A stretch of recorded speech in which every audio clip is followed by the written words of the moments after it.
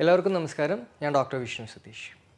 6 മുതൽ 8 മണിക്കൂർ വരെ ഉറങ്ങുന്നത് നമ്മുടെ ശരീരത്തിന് ഒരുപാട് ബെനിഫിറ്റ് നൽകും.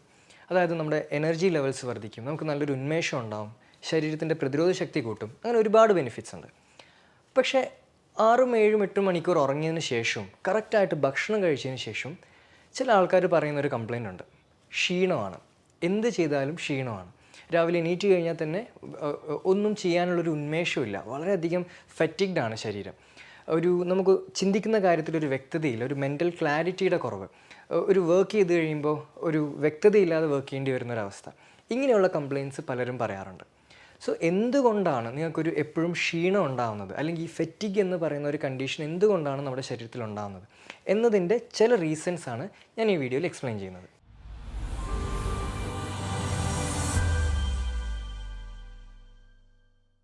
ക്ഷീണം ഉണ്ടാകാനുള്ള ആദ്യത്തെ കാരണം എന്ന് പറയുന്നത് ഒരു ഹോർമോണാണ്, ഇൻസുലിൻ എന്ന് പറയുന്ന ഹോർമോൺ.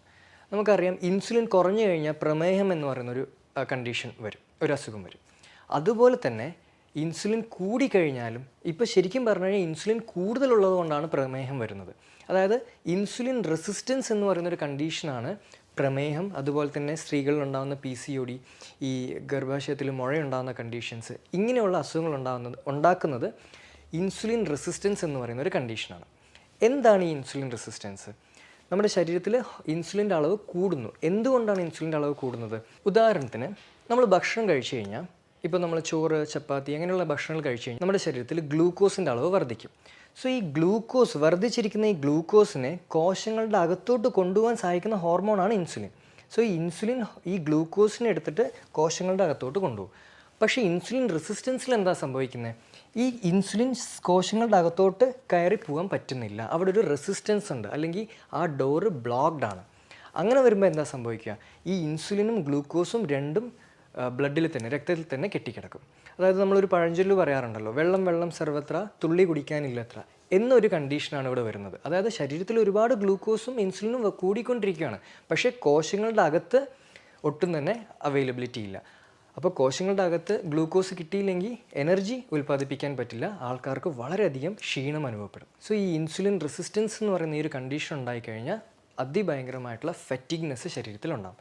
സോ ഇൻസുലിൻ കുറച്ച് കഴിഞ്ഞാൽ ഓട്ടോമാറ്റിക്കലി ആ ഡോറിൻ്റെ സെൻസിറ്റിവിറ്റി ബെറ്റർ ആവുകയും ഗ്ലൂക്കോസ് കോശങ്ങളുടെ അകത്തോട്ട് പോകാനും തുടങ്ങും. അപ്പോൾ പിന്നെ നമ്മുടെ ക്ഷീണം വളരെയധികം ക്ഷീണം നന്നായിട്ട് കുറച്ച് കൊണ്ടുവരാൻ പറ്റും. സോ ചില ആൾക്കാർ പറയാറുണ്ട്, ചോറും അല്ലെങ്കിൽ ചപ്പാത്തിയും കഴിച്ചില്ലെങ്കിൽ ക്ഷീണം ഉണ്ടാവില്ലേ, ക്ഷീണം വരില്ലേ എന്നൊക്കെ പറയും. പക്ഷേ ശരിക്കും പറഞ്ഞു കഴിഞ്ഞാൽ ഇൻസുലിൻ റെസിസ്റ്റൻസ് ഉള്ള ഒരാൾക്ക് ചോറിൻ്റെയും ചപ്പാത്തി അല്ലെങ്കിൽ ഗ്രെയിൻസ് എന്ന് പറയുന്ന കാറ്റഗറി കുറച്ച് കഴിക്കുമ്പോഴാണ് ശരിക്കും എനർജി ലെവൽസ് കൂടുന്നത്. അതുകൊണ്ടാണ് പ്രമേഹമുള്ള ആൾക്കാരോട് ഈ ഗ്രെയിൻസ് കുറച്ച് കഴിക്കണം എന്ന് പറയുന്നത്. വെയിറ്റ് കൂടുന്ന ആൾക്കാരോട് ഗ്രെയിൻസ് കുറച്ച് കഴിക്കണം എന്ന് പറയുന്നതിൻ്റെയൊക്കെ സയൻറ്റിഫിക് ആയിട്ടുള്ള കാരണം ഇതാണ്, ഈ ഇൻസുലിൻ്റെ ലോഡ് ശരീരത്തിൽ കുറയ്ക്കാൻ വേണ്ടിയിട്ട്. സോ ഇൻസുലിൻ റെസിസ്റ്റൻസ് കുറച്ച് കൊണ്ടുവന്നു കഴിഞ്ഞാൽ നിങ്ങളുടെ ക്ഷീണം പൂർണ്ണമായിട്ട് നമുക്ക് ഭേദമാക്കാൻ പറ്റും. അതുപോലെ തന്നെ നമ്മൾ കാർബോഹൈഡ്രേറ്റ് അല്ലെങ്കിൽ ഗ്രെയിൻസ് കുറച്ച് കഴിക്കുന്നതിൻ്റെ കൂടെ തന്നെ നമ്മൾ കൂട്ടി കഴിക്കേണ്ടതാണ് പ്രോട്ടീനും ഫാറ്റും. അപ്പോൾ പ്രോട്ടീൻ, ഇപ്പോൾ എഗ്സ് ആയിക്കോട്ടെ അല്ലെങ്കിൽ മീൻ ആയിക്കോട്ടെ, അതിൻ്റെ പോർഷൻ കൂട്ടി കഴിക്കുക, വെജിറ്റബിൾസ് കൂട്ടി കഴിക്കുക. പക്ഷേ ചോറ്, ചപ്പാത്തി, റാഗി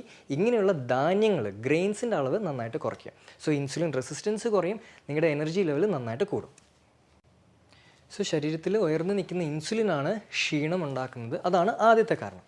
ഇനി രണ്ടാമത്തെ കാരണം മിനറൽ ഡെഫിഷ്യൻസി. മിനറൽ അല്ലെങ്കിൽ ചില വൈറ്റമിൻ നമ്മുടെ ശരീരത്തിൽ ഡെഫിഷ്യൻ്റ് ആണെങ്കിൽ അതും അതിഭയങ്കരമായിട്ടുള്ള ക്ഷീണം ഉണ്ടാക്കും. ആദ്യത്തെ മിനറൽ ഏതാണെന്ന് ചോദിച്ചു കഴിഞ്ഞാൽ അയൺ. നമ്മുടെ ശരീരത്തിൽ അയറൺ കണ്ടൻറ്റ് കുറഞ്ഞു കഴിഞ്ഞാൽ, അതായത് അനീമിയ എന്ന് പറയുന്നൊരു കണ്ടീഷൻ ഉണ്ടായിക്കഴിഞ്ഞാൽ, അനീമിയ ഉള്ളവരോട് ചോദിച്ചാൽ തന്നെ അവർ പറയുന്നൊരു കാര്യമുണ്ട്, ക്ഷീണമാണ്, എപ്പോഴും ക്ഷീണമാണ്, ഏത് സമയം കിടന്നുറങ്ങണം എന്നുള്ളൊരു ടെൻഡൻസിയാണ് അവർക്കുണ്ടാകുന്നത്. കുറച്ച് നടന്നു കഴിഞ്ഞാൽ തന്നെ നെഞ്ചിടിപ്പ്, ക്ഷീണം, ഇങ്ങനെയുള്ള സിംറ്റംസ് ഒരുപാട് അവർ പറയും. ഇതിൻ്റെ കാരണം എന്താണെന്ന് വെച്ച് കഴിഞ്ഞാൽ, നമ്മുടെ ശരീരത്തിൽ അയണിൻ്റെ കണ്ടൻറ്റ് കുറഞ്ഞു കഴിഞ്ഞാൽ നമ്മുടെ കോശങ്ങളിലേക്കുള്ള ഓക്സിജൻ്റെ ലഭ്യത കുറയും. ഓക്സിജൻ്റെ ലഭ്യത ഇല്ലെങ്കിൽ ശരീരത്തിൽ എനർജി പ്രൊഡക്ഷൻ ഉണ്ടാവില്ല, അത് ക്ഷീണത്തിലോട്ട് ലീഡ് ചെയ്യും. സോ അനീമിയ അല്ലെങ്കിൽ അയൺ ഡെഫിഷ്യൻസി ഉള്ളവർ അയൺ കണ്ടൻറ്റ് ശരീരത്തിൽ കൂട്ടുന്നത് വളരെ ഇമ്പോർട്ടൻ്റ് ആണ് ക്ഷീണം മറികടക്കാൻ വേണ്ടിയിട്ട്. സോ അതിന് കൂടുതലായിട്ട് നമ്മൾ റെഡ് കളറായിട്ടുള്ള ഫ്രൂട്ട്സ് അധികം നമ്മുടെ ശരീരത്തിൽ നമ്മുടെ ഡയറ്റിൽ കൂടുതൽ ഇൻക്ലൂഡ് ചെയ്യുക. പ്രത്യേകിച്ച് ഈ പോമോഗ്രാനൈറ്റ്, വാട്ടർമെലൺ. ഹീമോഗ്ലോബിൻ ലെവൽസ് കൂട്ടാൻ വേണ്ടിയിട്ട് വീറ്റ് ഗ്രാസ് ജ്യൂസ് ഡെയിലി ഒരു ടീസ്പൂൺ അല്ലെങ്കിൽ 2 ടീസ്പൂൺ വീറ്റ് ഗ്രാസ് ജ്യൂസ് വെള്ളത്തിൽ മിക്സ് ചെയ്ത് കഴിക്കുന്നതും വളരെ വളരെ എഫക്റ്റീവാണ്. ഇനിയിപ്പോൾ സപ്ലിമെൻറ്റേഷൻ ആണ് ചെയ്യുന്നതെങ്കിൽ നിങ്ങൾ അയൺ കണ്ടൻറ്റ് കൂട്ടേണ്ട സപ്ലിമെൻറ്റിനെയാണ് ലാക്ടോഫെറിൻ എന്ന് പറയുന്നത്. ഒരു 500 mg ലാക്ടോഫെറിൻ കഴിക്കുന്നത് പെട്ടെന്ന് തന്നെ നമ്മുടെ ശരീരത്തിലെ അയൺ കണ്ടൻറ്റ് അല്ലെങ്കിൽ ഫെറിറ്റിൻ കണ്ടൻറ്റ് വർദ്ധിപ്പിക്കാൻ സഹായിക്കും. രണ്ടാമത്തെ മിനറലാണ് മഗ്നീഷ്യം. സോ ഈ ക്ഷീണമുള്ളവർ അറിയേണ്ട മറ്റൊരു കാര്യമാണ്, നമ്മുടെ ശരീരത്തിൽ കോശങ്ങളുടെ അകത്ത് എനർജി പ്രൊഡ്യൂസ് ചെയ്യുന്ന ഒരു ഫാക്ടറി ഉണ്ട്. അതിനെ പറയുന്ന പേരാണ് മൈറ്റോകോൺട്രിയ. അപ്പോൾ നമ്മൾ കഴിക്കുന്ന ഭക്ഷണത്തിൽ നിന്നുണ്ടാകുന്ന ഗ്ലൂക്കോസ് കോശങ്ങളുടെ അകത്തെത്തി മൈറ്റോകോൺട്രിയയിൽ വെച്ചിട്ടാണ് എനർജി ആയിട്ട് കൺവേർട്ട് ആവുന്നത്. സോ ഈ മൈറ്റോകോൺട്രിയയിൽ വെച്ചിട്ട് ശരീരം എനർജി പ്രൊഡ്യൂസ് ചെയ്യണമെങ്കിൽ നമുക്ക് വേണ്ട ഒരു മിനറലാണ് മഗ്നീഷ്യം. സോ മഗ്നീഷ്യം ശരീരത്തിലില്ലെങ്കിൽ നമുക്ക് ഈ എനർജി പ്രൊഡക്ഷൻ നടക്കില്ല. അതായത് ATP എന്ന് പറയുന്ന എനർജി പ്രൊഡക്ഷൻ നടക്കില്ല. അതും ക്ഷീണത്തിലോട്ട് ലീഡ് ചെയ്യും. അത് ഭയങ്കരമായിട്ടുള്ള ഫെറ്റിഗ് ശരീരത്തിൽ ഉണ്ടാക്കും. സോ മഗ്നീഷ്യം ഡെഫിഷ്യൻസി ഉണ്ടെങ്കിൽ നമുക്ക് ക്ഷീണം ഉണ്ടാകും. അതാണ് second mineral.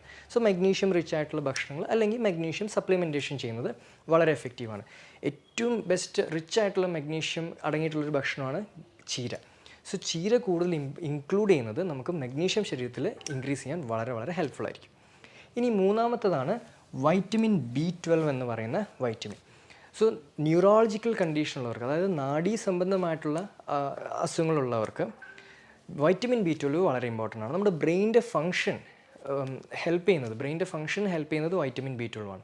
So B12 deficiency ഉണ്ടായിക്കഴിഞ്ഞാൽ നമ്മുടെ കയ്യിലും കാലിലും ഒരു മരവിപ്പ് അല്ലെങ്കിൽ ഒരു നമ്മൾ സൂചി എടുത്തിട്ട് ഒരു പ്രിക്ക് ചെയ്യുന്ന പോലെ, കുത്തുന്ന പോലുള്ളൊരു സിംറ്റംസ് ഒക്കെ നമുക്ക് ഫീൽ ചെയ്യാറുണ്ട്. അതേപോലെ തന്നെ നെർവിനുള്ള ന്യൂട്രിയൻ്റാണ്, അത് നമ്മുടെ നാഡി വ്യവസ്ഥയ്ക്കുള്ള ന്യൂട്രിയൻ്റാണ് vitamin B12. So vitamin B12 deficiency ഉണ്ടായിക്കഴിഞ്ഞാൽ അതിഭയങ്കരമായിട്ടുള്ള ക്ഷീണത്തിലോട്ട് അത് ലീഡ് ചെയ്യും.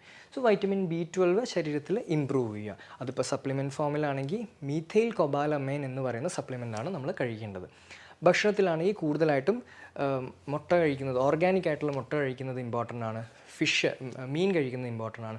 ഇനിയിപ്പോൾ വെജിറ്റേറിയൻസ് ആണെങ്കിൽ കൂടുതൽ തൈരും മോരും ഡയറ്റിൽ ആഡ് ചെയ്യുന്നതാണ് വൈറ്റമിൻ B12 ഇമ്പ്രൂവ് ചെയ്യാൻ സഹായിക്കുന്നത്. സോ ആദ്യത്തെ റീസൺ നമ്മൾ പറഞ്ഞു, അതൊരു ഹോർമോൺ, ഇൻസുലിൻ എന്ന് പറയുന്ന ഹോർമോൺ കൂടുന്നതുകൊണ്ട് ക്ഷീണം ഉണ്ടാകും. രണ്ടാമത്തെ നമ്മൾ മിനറൽ ആൻഡ് വൈറ്റമിൻ ഡെഫിഷ്യൻസിനെ കുറിച്ച് സംസാരിച്ചു.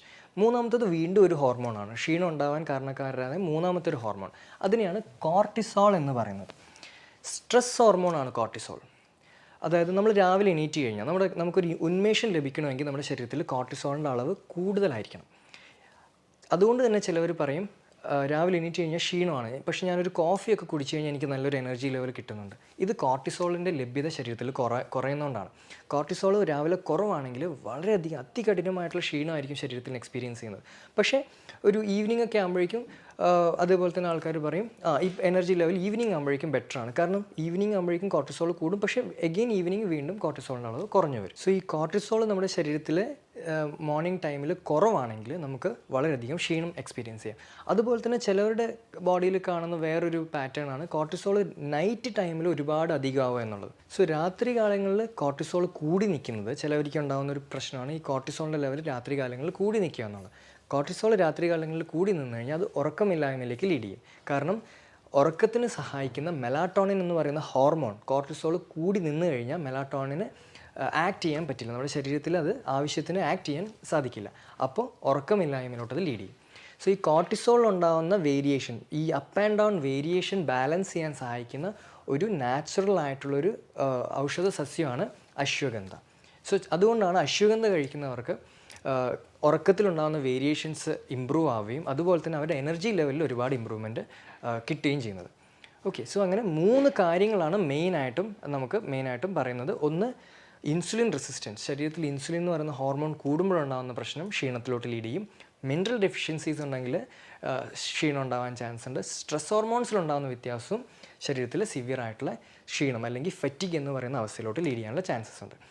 സോ നമ്മുടെ അസുഖം എന്താണെന്ന് കണ്ടുപിടിക്കുക, കറക്റ്റായിട്ടുള്ള ഡയഗ്നോസിസ് മനസ്സിലാക്കിയാൽ തന്നെ 50% ട്രീറ്റ്മെൻറ്റ് അവിടെ തന്നെ ഓവറാണ്. സോ നിങ്ങളുടെ ശരീരത്തിൽ ക്ഷീണം ഉണ്ടാവാനുള്ള കാരണം എന്താണ് എന്നത് കണ്ടുപിടിക്കുക എന്നുള്ളതാണ് ഏറ്റവും ഇമ്പോർട്ടൻ്റ് ആയിട്ടുള്ള കാര്യം. സോ ഒരുപാട് കാരണങ്ങളുണ്ടെങ്കിലും മെയിനായിട്ട് ഒരു 80% ആൾക്കാരിൽ കാണുന്ന 3 റീസണാണ് ഞാൻ മെയിനായിട്ട് ഇവിടെ ഡിസ്കസ് ചെയ്തിട്ടുള്ളത്. സോ ഈ കാരണം കണ്ടുപിടിച്ച് അതിന് കറക്റ്റായിട്ടുള്ള ട്രീറ്റ്മെൻറ്റ് കൊടുക്കുക എന്നുള്ളതാണ് ക്ഷീണം ഓവർകം ചെയ്യാൻ ഏറ്റവും ഇമ്പോർട്ടൻ്റ് ആയിട്ട് വേണ്ട കാര്യമെന്ന് പറയുന്നത്.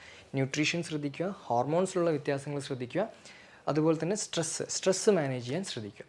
ഇത് നമ്മൾ പ്രോപ്പറായിട്ട് ചെയ്തു കഴിഞ്ഞാൽ ക്ഷീണം എന്ന് പറയുന്ന ആ ഒരു കണ്ടീഷൻ നമുക്ക് പെട്ടെന്ന് തന്നെ ഓവർകം ചെയ്യാൻ പറ്റും.